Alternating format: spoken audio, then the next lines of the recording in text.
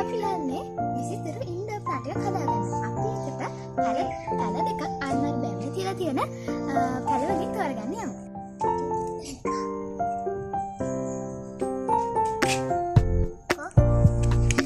අපි තෝරගන්න ඕනේ පැලේ හරි.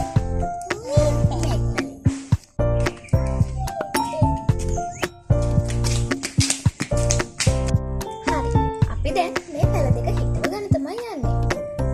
අපිට එකට ඕන වෙනවා පොඩි ග්ලාස් දෙකකුයි.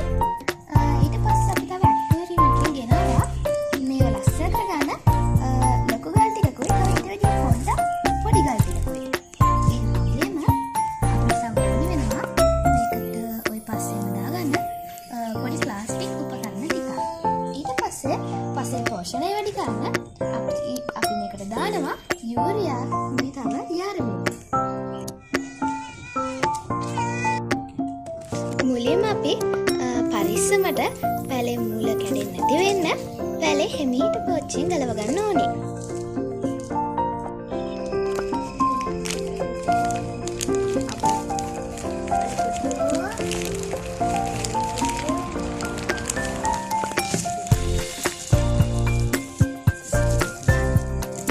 මූල කැඩුණොත් අපිට ඒක හිටව ගන්න බැරි වෙනවා.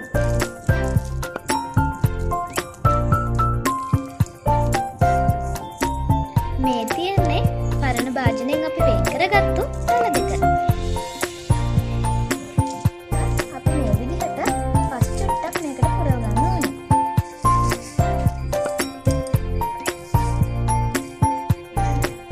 ඊළඟට අපි පස්සේ පෝෂණය වැඩි කරගන්න මේවට යූරියා ටිකකුයි යාරමිලා ටිකකුයි දාගන්න ඕනේ.